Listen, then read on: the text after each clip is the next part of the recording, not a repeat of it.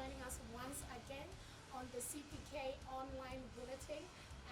As Bakawa, I'm your host, Sefu Sanni, and today we get to see the views of members of the Communist Party of Kenya on certain issues that are affecting our country.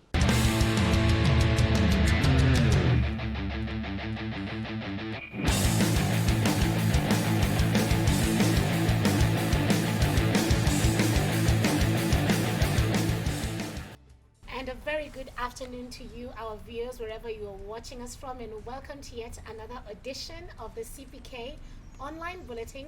My name is Sefu Sanni, and I will be your captain throughout the program. And today on the program, we have a representation from our members from the Githurai Study Circle. And if you have been following us on our Twitter and on our Facebook pages, you may have come across this photo that went viral of their commitment and determination in the study circle, and we are glad to have them in our studios today. Karibuni sana. So first of all, maybe you could start by telling us your names, your government names, and any other names that you may go by, Komta. So we'll start here. Okay, mimi naitwa Makao Mutua aka Bushman. Makao Mutua? Aka Bushman from Fourth CPK Circle in Githurai 45. I'm humbled to be here. Revolutionary greetings to my beloved comrades. Revolutionary greetings. I'm called Alphonse Genga. The Black Radical, another name that I use, mostly Komta. Yeah, I've got a reason why that name happened to have come. You'll tell us about that. Which I'll make sure I share. Yes, we'd love to hear it at the end of the interview. Remind me to come back to that. I am Mongi Macharia. Ama Mwalo na nimetoka kwa study cell ya Maumau na nimefurahia kufika hapa kuwa na gumzo na asante. More power to CPK, more power. More power. My government names I'm Anthony Abdalla, lakini unaweza niita Abu. Hiyo ndio rahisi. Nimetoka Githurai, Maumau Study Cell. Can we call you Abe? It's okay. Hata hiyo jina nimeisikia leo na nimeipenda. Viva comrades, viva. Viva. Viva comrades, viva. Viva. Joroge Njuguna hapa. Mtaani wananijua kama Super Mambo. Jaisikia hivyo. So nice. Na nimetoka Maumau Study Circle kutoka Githurai 45. Nashukuru kuwa hapa sisi. So thank you guys so much for availing yourselves for this interview. And of course, whatever has made us to be here today was that there is a photo that went viral on our Twitter feed, on our Facebook, and everywhere. And you know, it was you guys who are in a study circle. And maybe you can tell us the circumstances of the photo so that I don't have to say everything. Max, you can take us through that. Thank you so much. Actually, hiyo picha tunaongelelea ilikuwa on Sunday. We were having a cell meeting kama kawaida, our routine, and ikafika point kulikuwa na giza, and then the discussion were heated. People didn't want to leave until to a conclusion. So it happened that we had to get some lighting. So in our case, tukapata candle, and we had to work with it. So one of our comrades take your picture, and to our surprise, it got trend, and yeah, that's how it happened. You know, most things in life that trend or go viral are things that are unplanned for. But as the Communist Party of Kenya, one of the things that we pride ourselves in so much is the issue of ideology, and the issue that we are able to congregate in study circles and be able to learn about, you know, the politics of ideology and study different documents. So maybe you can give us a brief about your study circle, what is the name, and how did the name come about? Thank you, Sefu. Maumau Study Circle is at Githurai 45 at Mombi. So we had discussions about the name. Na ilikuwa ngumu sana. Kila mtu alikuwa anataka kupatia jina yake yenye anafeel kama mcommunist hii jina ina make sense kwa. Tulikuwa na wengine wanatuambia by Mungi, me being one of them. Tukakuja tukaona hizi revolutionary spirits zote zilikuwa connected to Mau Mau. Tukaona the moment tumeine Mau Mau represent kila mtu mwenye ako pale. So tutakuwa na equality na kila msi atafeel hiyo room yenye yako. Hata kama inakuanga dark at times tunatumia candle, tunafeel hiyo space ni yetu. So I don't know if I answered your question. Oh, definitely. Yeah, that is very powerful. And also one of the things that we take so much into consideration in our ideology as the Communist Party is that we fight for the proletariat and for the workers and for the expressed one of our ideologies as the Communist Party of Kenya is that we stand for the proletariat, the workers and the oppressed and exploited in the society.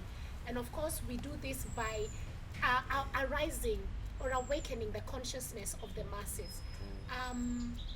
In the area where you are and in that place where you are, can you just kindly or briefly explain to us the circumstances of the area or why you had to do the study circle in that room and what is it?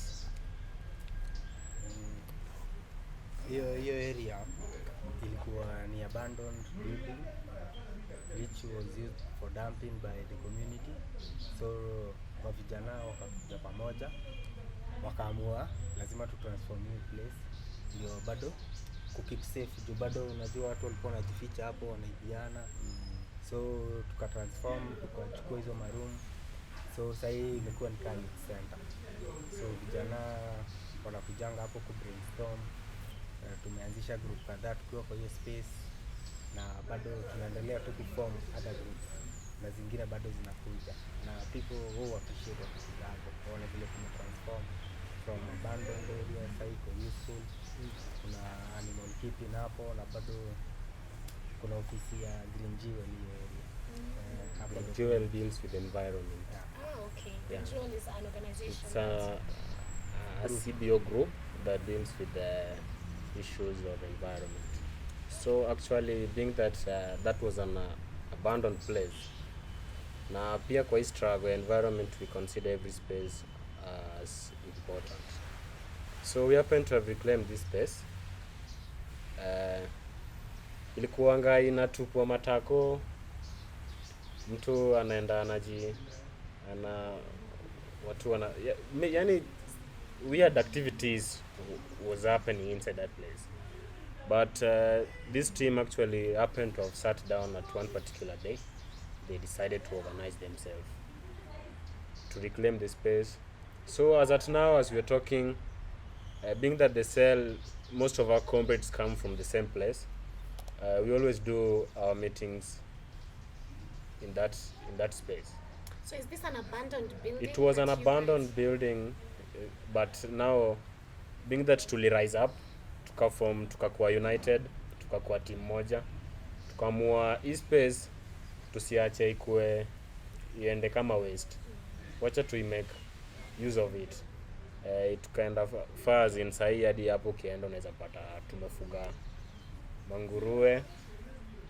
Na hizo nguruwe zinawapatia profit. Hiyo kama sasa mkifuga hizo mawanyama hapo nini? Hiyo profit inakuja kwenu ama inaenda wapi? Kule mtaani safe. Umekuwa ukisikia about unemployment. Mayuto wana kazi mtaani. Hizi ni vitu pia tumechoka kushinda tukiambia government itupatie kazi. Unaona? Sisi wenyewe tunajitolea, tunaanza project yenye with time pia inaweza tufund. As tuna organize pia tunajiempower. So unapata kama kwa comrade kuna wale wenye wana make choice, wanaamua sisi tutaweka pig rearing. Wengine wanaamua sisi tutaweka mbuzi. Wengine wanaweka kuku. Na pia unaona tukiamua kushare meal hakuna kurudi kwa mfuko. Okay. Kuingia tu slaughter. Wow. I think it's very interesting that as young people you've been able to come up and come up with your own economic measures that can build you guys as young people. Lakini pia hata kukua kwa hiyo room yenye kwa abandoned na bila electricity naona ni kama ilichukua ni milestone kubwa kwenu and it's very ni determination sana that mlichukua hiyo milestone. Sasa niwaulize ni document gani hiyo siku mlikuwa mna deliberate? Abdalla. Asante bana. Tulikuwa na ile the socialist truth. Kwanza nakumbuka hiyo siku kulikuwa kumoto mbaya. Hadi hiyo document by the way hatuku exhaust yote. Juu ya time. Ilikuwa ile ya socialist na waka. Unaona? Alafu bado tulikuwa na swali tunajiuliza. Is a politician na waka ama si waka? Unaona? Kwanza hapo hivyo hata ukatuambia bado ni poa, unaona? Juu hiyo tuliacha ikiwa hani. Mtu anajaribu anajitetea, inafika mahali kwanza anasema, hebu ngojeni kwanza nifikirie hiyo story." Unaona? Na bado tulikuwa na ile ya Paul Lafrey. The Ho Chi Minh Yeah, document. the path that led me to Leninism. Ya Ho Chi Minh. Sasa hiyo document mi kwanza ilikuwa inanibamba sana. Juu yenyewe nikisoma hiyo document naona huyu msee nikaa ni mimi. Juu yenyewe hadi mimi nikianza kukamu hivi kwa hiyo study circle sikuwa naelewa wangu vitu zote. Hata hiyo document kwanza ya kwanza hadi nilikuwa naisoma hivi inanichanganya kiasi, unaona? Lakini tukiongea na wase wenye tunashare hizo ideas, tuna brainstorm, unaona, mtu anazidi kuelewa. Na ni poa wase wajue hizi stories za politics kwa level ya mtaa. Thank you so much, Anthony. And a question that we have from the Githurai Mau Mau Study Circle that we are passing on to you, our viewers, on our comments. We'd like to hear from you. Is a politician a worker? Is it a yes? Is it a no? Is it a maybe? Let us know in the comments and we will be sure to respond to you. And also our Itikadi magazine for the September issue is out. You can get the hard copy at 1,000 shillings and the soft copy for 500 shillings from the CPK headquarters as we pass on our ideology. And the story from Githurai will be one of the stories that will be in the issue of Itikadi this September. Now back to the interview. How many people are there in the study circle? Na mulijipanga aje kukuwa na watu wote kwa hiyo study circle? Mko wangapi na organize aje ndio mkawa na watu? Thank you very much. Given the condition ya mtaa yetu, unajua anytime ukisikia jina Githurai watu hupenda kuirelate na vitu ambazo zingine ni scary, zingine hadi si wenye tunaishi huko tunashangaa maziwa happen huko. So actually hiyo ndio tukampa moja, tuliona ni poa at least sika watu wa hiyo mtaa juu most of the people who talk about Githurai hata wakuangi wa Githurai. So as tukashikana tukasema we need to show people that hata hapa Githurai we can tunaweza relate na hizi vitu zinaendelea huku places zingine, na at least tukishikana pamoja tunajua umoja ni nguvu. Na that was one of the reasons why tuliamua kushikana, na pia tumekuwa na reformist watu wengine wametoka different places, so tukaamua say badala ya kila mtu kwa sideline, it's good we have a youth center whereby everyone akikam atafeel akiwa accepted na atafeel akiwa sidelined. So we have been organizing and we are very much appreciative to the CPK for giving us this platform, because in our country politics tend to run everything. So you will be in a very bad space if you won't be able to differentiate between someone who is a real politician who have your interest at heart, and the ones who are just coming to exploit us. So Thank you. And Max, just to answer my question, maybe further, how many people are there in the Mau Mau study circle? And how did you get to organize to have this amount of people? But also further, what are the timings of your meeting? Like, you meet on what days, between what time and what time? So okay, I'll start with the number of members. Currently we are running at 15 members, but we are working on recruiting more, and it's positive. People are taking it positively because it's not usual to have political education in the community level. So people are developing interest slowly by slowly, and with time people will register fully. Those 15 members are the ones who are registered. So And what are the timings of your meeting? You Okay. meet on what days and between what time to what time? We meet on Sundays, every Sunday, from 2 p.m. And from there we carry it till where members feel that we are comfortable with the reflections. Sometimes it's hard. We have to extend it even to 9, but because of the curfew, we have now to leave it at that. So we meet every Sunday, at the youth center in Githurai. And now that you're talking about community political education, in the area that you've come from, how do they take the community political education, and are there any challenges that you have faced when it comes to this community political education, or trying to recruit more people into coming into the political education, or to joining the party, or just any propaganda that you hear around the area? Propaganda ni mingi mtaa. Kuna watu wanasema hii ni chama ya China. Na hivyo tuko na pesa. Wanapewa pesa na China. Kuna We are being funded. Kuna hizo myth mingi zina creatiwa tu na watu wenye hawajui chenye wanasema. Bado kuna young people. Maybe before you even go, maybe that's a myth that we need to debunk. Yeah, exactly. About the party being funded by China. Yeah. Maybe Jogona, you can take that on, and then we come back to the challenges. Exactly. Are we funded by China? Are we funded by China? Yes. Kwanza mimi ndanzia hapa. Mimi nakuanga nimekea China lawama sana. Juu anapatianga president pesa mingi sana, inaitangwa IMF Bushman. Na president mwenyewe anatuambia na lose 2 billion. So mimi hata sioni venye tunaweza have hata kufundiwa na China. But Communist Party ni international. And Communist Party of Kenya is the Communist Party of us Kenyans, us workers. Unaona? Kwa hivyo Communist Party of Kenya ni yetu, na ni sisi ndio wenye hii chama. Kama hizi chama zingine zenye tunajua, Sefu utanikubalisha niseme hizi chama za macapitalist. Ni kweli. Tunazijua hizi. Unaona? Na hii ni chama yenye pia sisi ndio tunaijenga sisi wenyewe. Ndio maana utaona hadi tunapush sana. Tusiende mtaani kama tujasikia opinion yako ya reflection. Ndio maana utapata hadi so chama ni yetu, si ya China.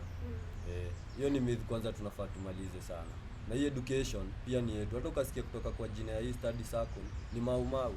Hatujainame after msee mwingine ati ako country nyingine. Kuna legends wengi sana. Kuna akina Fidel Castro, unaona, akina Samora Machel, but si tuliamua kuiweka content ya hapa kwetu Kenya. Ndio pia tukiweza kushare pale kwa community, msee anajua hii ni kitu ya najua nimesoma hadi kwa historia yetu. Thank you. Thank you for debunking that. Maybe someone else wants to take the issue of China before we go back to the challenges that are facing you people in the community organizing. We, the Communist Party of Kenya, what I can say, I think chama yetu is of a great significance to us ourselves. So when somebody tells me that we are being funded by China, I think I can't second it anymore, because kwa hii struggle, what I know the challenges that I'm facing while I'm in this country. So if then I was to decide to be in this space, do I need to be funded with any country or with any NGO to fight for socialism or communism? So we are not being funded. Thank you. Thank you for being very precise on that question. And now, Mr. Macau, we could go back to some of the challenges, apart from the issue of people saying that the party is funded by China, which has been debunked by some of our members. You could tell us a bit of some more challenges that you're facing. More challenges. Kuna hii age fulani ya watu wako tu kwa ile ni ya politics za kitambo. Kwa hiyo mentality ya capitalism, The backward people.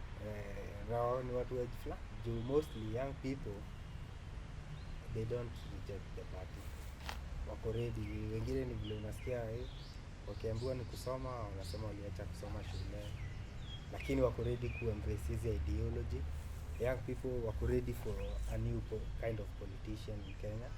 Kwanza mtaani tulibonga hadi siku ingine tumeenda huko, tulikuwa tumetoka last week. Tumeenda tumefika mahali hadi watu wanatusimamisha, wanaanza kutuliza hii ni chama gani, na young people wako enthusiastic. Hadi kuna wengine walikuwa wanatuambia wanataka kuanzisha pia study center yao. So mi sioni young people kawa kuna challenge kwa accept a new ideology. Challenge iko kwa wazee, mababa zetu sasa na mama zetu, wako kwa ile mentality ya hiyo politics ya ubinafsi, ukatili na unyonyaji ya sera za nchi. Au wataki kutoka hapo, ama wameamini hatuwezi toka hapo, wanataka tukwame hapo kwa siasa za Uhuru na Raila na kina Kalonzo, na sisi tunataka move forward from people centered politics to ideology centered politics. Tusianze kuambiwa tuangalia ni ethics za mtu.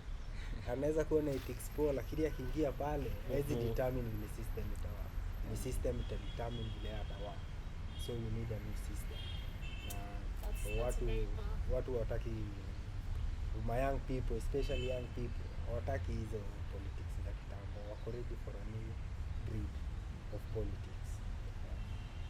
Any other challenges that any of you are facing, maybe in the community organization that Mimi naweza ongezea kwa hiyo Bushman. Nimwambie bado uko mtaani, unajua tunajuanga politics is a dirty game. Sasa yenyewe pia hiyo, juu mimi kama mimi personally, mimi ukienda kuambia madhangu hii story, unaweza kosana mbaya. Juu anajua kidogo kidogo utapatikana umetupwa mahali, vitu kama hizo, unaona? So watu wazee pia mimi nawaelewa wangu, unaona? Ndio maana tuko hapa tuonyeshe vile kunafaa kuenda, unaona? Yeah, maybe naweza tu ongeza, unajua sana sana huku kwa informal settlements na sana sana huku side za Eastlands kuna kuanga na criminalization ya mayouth. Anytime mayouth wana meet kufanya mambo zao, there's this aspect that the security enforcers, because they don't give service to us, they enforce it to us. So hao watu wakiwapata mmemeet sana sana wanataka kujua ni nini mnafanya ama nyinyi ni threat kwao. They don't believe that the youths wanaweza fanya kitu productive, and ndio maana tunashukuru CPK time and again kwa kuleta hii platform hapo mtaa. Watu wanaiembrace, so criminalization ni inatusumbua kidogo, but we are dealing with it. Yeah.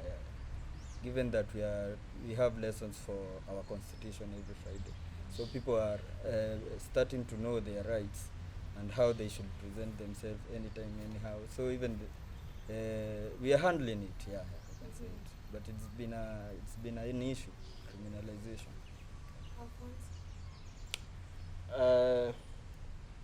One of the major challenges that at least I can say we are facing during community organizing, I think most of the teenagers, actually they are willing to learn. But now you find education maybe in Kenya, I can describe that to some of our teenagers, hawajamek kupata education vile inafaa. So this is of a great challenge to some of our teenagers pale mtaani. Just because us as Communist Party of Kenya, we must seek for political ideologies.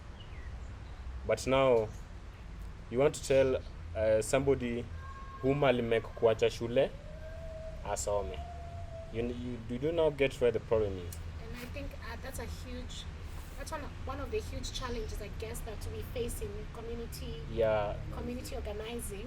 Na sasa mkipitia challenge kai hiyo, kama najua kwa mtaa kuna watu wengi ambao wajaenda. Sasa pia kuna watu pia wananiuliza, Comrade Alphonse, hizi mambo zote ya wanachama cha CPK, hizi mambo zote zinawasaidia kweli? Na pia mimi nawajibu, the fight towards socialism is the purest fight of all. That is the best response I think I can do to them. So inabidi tuform ile unity ya masomo. Yeah, like you tell a friend to tell a friend. Lakini hao watu ambao hatuwezi kupitia kusoma, ama labda kama kuna youth wengi venye umesema, especially tukiangalia places kama Eastlands, let's say mtu hajaenda shule, na si Eastlands peke yake, ukiangalia hata Kenya demographic kubwa, kuna watu ambao hawajaenda shule na ni youth. Kwa maoni yenu, unafikiria sisi kama chama cha kikomunisti tunaweza kuwafikia vipi watu kama hao? How can we reach them, to be able to practice our ideology, or to be able to know our ideology? What other methods can we use to reach these people so that, we could get them the political ideology of the party? Anybody? Nilikuwa nafikiria hadi tumekuwa na hizo discussion na kina Mgayo. Tukuwa tuna nini madocumentary. Kuna mtu ndio hawezi kaa chini asome, lakini anaweza watch documentary. Bado kuna audiobooks. Kuna mtu hawezi soma, lakini anaweza sikiza. So tunaweza tumia hizo vitu. Bado tunaweza make short documentaries. Maybe za ku-explain socialism kwa wasee juu bado something like leaflets hivi containing chama propaganda, something like that. And also another method you can use is sharing. We have to share what we have learned. Juu kama pale tuna communicate na tunaelewana, pia sisi the moment tumekaa chini na tumesoma hizi documents, ule mwenye unaenda kumit naye next after kutoka hapo, share something. Hata wale wasee wakijuu wengine wanawaambianga hizi story, anaona venye tu Comrade Alphonse amesema hapa na benefit na nini, jaribu pia kumuelezea benefits ni gani, unaona. So pia ni kwetu sisi wenyewe, na hiyo ndio method ile poa kabisa, kushare na ule mwenye connect na wewe. Actually, what Comrade Voke speaks about sharing information, I think it's also very important. This reminds me of a say that says, information is power. Yeah. And actually knowledge is also power. So, but now when you say information is power, once you have it, always make sure that a fellow comrade light candles in it. You really like candles, right? Yeah. So to the illiterate people who maybe, I'm sorry to say they're illiterate, but maybe they never got the opportunity to get the best education they need. So Nile, like if I come along such a person, I'll make sure that I use the simplest language possible to make the simplest language ever possible. Hata kama ni sheng ya mtaa, so long as he or she can receive the information, the ideologies. That is how, at least in our cell, we handle such people. Yeah. And also Sefu, kwa chama tuko na hizi nyimbo. Some people don't come to our cell meetings because we are doing reflections. Some of the people who come to our cell meetings, they come because after every session we have to sing these songs, and they are catchy songs. So I think if we can be able to find a way that these hizi songs za mapinduzi, kama kuna vile zinaweza ingia kwa mainstream media, maybe at least watu wengi waweze kuzisikiza, wazidigest, maybe inaweza improve vile wase wanachukulia perspective ya chama. Yeah, the songs are good. Yeah. And they contain the ideology Yeah, of the They party. contain actually Yani kuna information hapo. Yeah. Thank you guys so much. And I think to my last question is, we've spoken a lot about my second last question, sorry. We've spoken a lot about the youth and unemployment and other issues affecting the youth. So one of the things that came up was the issue of unemployment, and I think you guys have taken a millstone, in coming up with your own economic ways of being able to preserve yourselves and work together as young people. But also another thing that has come up in this conversation is the issue of police brutality, which we cannot really put aside, and which is something that, of course, Maxwell has talked about, but it's something that is very rampant. We have seen the death of 2 young people, the Kenjokoma brothers, and we've seen many others that have come up because of this brutality, because of the curfew, because of the economic situation, because of profiling.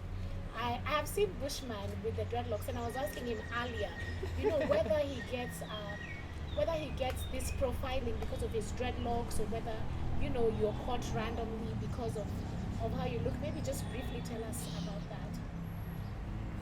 Criminalization mtaa tumezoea. Bora tu you are a young man, si lazima hata kuwe na dread. Bora you are a young man, umetoka kwa ghetto, lazima uprofiliwe. Polisi atakusimamisha tu hivi aanze kukusearch, ujue anakusachia nini. Mara amekushika una mask, mara umevaa mask vibaya.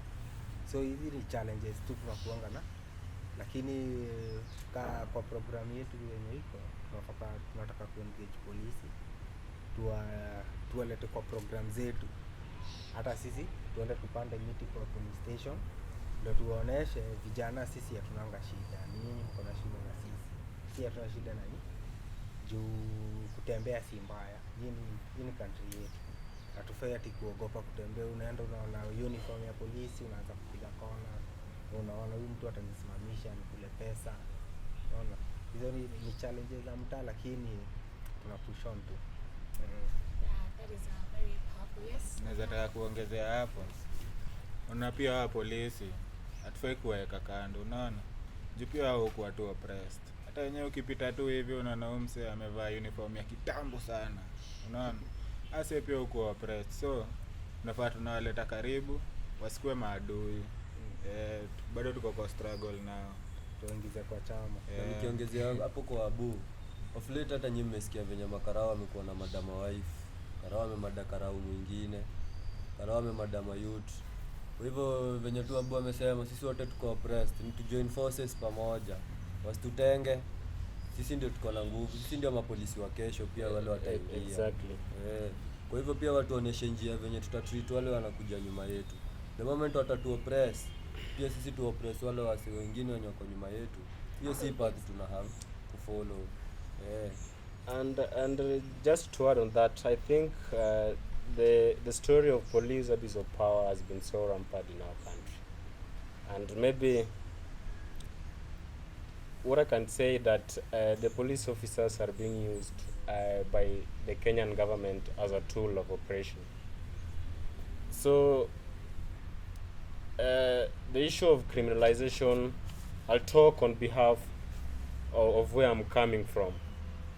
Actually, I've been observing a lot. Like a short story is just the other day. Yeah, that we walked up today. Juzi, there's a youth, a friend of mine, who happened to have been criminalized of smoking weed, but actually he looked so innocent. Yeah, like alikuwa anatembea kwa barabara, unapatana na karau, but being that wewe ni rasta man, unakuwa criminalized and ashuku. They profile you according to your look. But I think we've heard that, and I think thank you so much for giving the solutions, and you know that we should work with the police, bring them closer to the community, and you know inculcate them into such programs. And I think on a much later date we can discuss about the issues of just the young people, you know, because I can being see a young man being in a young Africa. Just not in Africa, just exactly Nairobi. where you are. And I think when I look at you, you're a demographic of young people. Yeah. And we could talk a lot about issues of youth. But now, just back to the study circle. Did you guys finish the document that you were studying? We Were you didn't. able? You did not. We couldn't make to finish the document actually. Yeah. Because of the timing. We finished. We stayed up to late, but the discussions are still open. Okay. Yeah. We can continue discussing the document. There was several heated discussions that ilikuwa inatoka from various corners where we were. So we had to prolong the session. Ndio comrades waweze kupiga reflections zao wote, kila mtu atoke. And finally, the name Black Radical. Maybe you can tell us a bit about that and Super Mambo as we close the session for today. Super mambo. Yes. Super mambo. Sasa pale mtaa kuna kuangana mambo mingi sana. Unaona? Sasa mimi nakuanga ule msee mwenye kwanza nakuanga nimekata kuoppressed, unaona, na pia mimi ni msee nakuanga nikingangana tu kutafuta pia opportunity venye tutatoka huku mtaani, na si ati tuende kukaubabini, yani vile tutaweza tu kujikomboa sisi wenyewe, unaona. Sasa mimi hiyo jina sikujipea, nilipewa na watu wenye tunashinda nao pamoja. Na wewe mambo zako zinakuwa super sana, kakuwa super mama. Thank you. Black Radical. So the name Black Radical nilipewa tu mtaa, actually kwa base mi ushinda. Yeah, so it happened to be a day whereby we were just discussing about political issues, and according to me as a communist, mimi nikiona wao pale najaribu kuwachanua kuwa bring to the communist society now. Yeah, najaribu sasa ilikuwa being that I consider myself to be a black African. That is the first statement. So the other word, radical. Nilikuwa nashindanga naenda hapo nikana wao nashinda na wa educate stories za makarau nini na share kuhusu political ideologies. Wakaanza kuni profile hapo, kaanza kusema Alphonse, nowadays you look so radical. Yeah, so they happen to have added the name the black. Hivyo tu ndio wakanisema tu like, yeah. And Bushman, okay, we may not have to ask, but just tell us a bit about where the name Bushman came from. Bushman ilikuwa tulikuwa tumekaa mahali tukidiscuss maneno ya religion. Sasa watu wanauliza wewe ni wa dini gani? Wanauliza kama ni Mrasta, nikaonyesha hapana. Mimi ni mtu wa roots and culture. Kama the Bushman of the day. Unaona, akina Mau walikuwa Bushman. Kwa hivyo hapo ndo jina ilitoka. Kukuwa mtu wa kuproclaim culture na traditions za Mwafrika. Na tunajua Mwafrika wa kitambo alikuwa Bushman, akakoloniziwa na caveman. Sefu. Yes. Mimi naona huyu msee ni kama amepea understatement. Okay. Manze, Tuambie. unajua si ndo tulimpea hiyo jina. Okay. Sawa. Huyu ni ule msee mwenye ukiwa na shida yoyote umcall, haizi kosa solution. Nataka ajue, anajua mtu anajua, ama mtu anajua. Ukitaka fundi wa fridge. Ukitaka fundiwa Ukitaka fundi wa fridge, mimi najua, mimi sijaiona fundi wa fridge, lakini niko sure fridge yangu imeharibika. Yeah. Kuna mtu najua stima yako ikiharibika, hebu mpigie. Ukitaka kupaka rangi mpigie. Huyu ni wewe msee. Na mimi hadi naweza kuencourage. Siku nyingine utakuwa na ngore, hebu mustue. Anakuwa na super mambo. they are the name super mambo. Alafu Sefu, kabla tumalize niko nataka niongeze. Kuna kitu ikuanga captured kwa hiyo picha. Sema. Unajua hiyo room mimi na Maxwell tulijaribu kutoka hiyo room tunaenda kuona game ya Manchester 3 times. But atmosphere ingekubali. They were trying to leave the room so that they can go and watch, whereas we were still seated. So being that there was several heated discussion from various corners, ikabidi wamekaa. The spirit of the revolution. The spirit of the revolution actually. Yeah. Was strong. Yeah. Wow. Thank you so much, and I think that will be our final remark, unless maybe Maxwell, who hasn't spoken, wants to give a final remark, and then we close. Yeah, thank you so much. To me, naweza taka kusema shukran tu sana. Juu vile CPK inafanya. Actually mtu kama mimi nilikuwa tu nasikia mambo ya siasa, nilikuwa na bishana sana na Bushman juu he was here before me. So tulikuwa na bishana in terms of politics, who is the best, who is not, and Bushman always amekuwa na njia yenye anaangalia nayo siasa, si kama mtu tu mwenye hajasoma political education. Yeah. So alini encourage sana niweze kusoma, na ni through the chama sahi watu huko mtaa wataweza kukua encouraged hata kuuliza hizi maswali, because some of the things our politicians do to us si poa tu ziende tu scot free hivyo. So mi nataka kumalizia hapo na niseme chama inafanya kitu poa sana. Chama iko imara. Chama iko imara. Chama iko imara. Chama iko imara na Chama iko imara. Thank you so much. That have been our guests from the Githurai Mau Mau Study Circle, and we have enjoyed having this interview with them. We hope that you will like, that you will share, and that you will give us your comments about the interview. And the question that was posed from the Mau Mau Githurai Study Circle is, a politician, a worker? We'd like to know your comments, and your feeds are down on the response pages, and of course we'll be happy to respond and to interact with you. Thank you so much to our guests. We were glad to have you in our studios, and I've been your host Sefu Sanni. See you next week for yet another episode of our CPK Online Bulletin. Viva.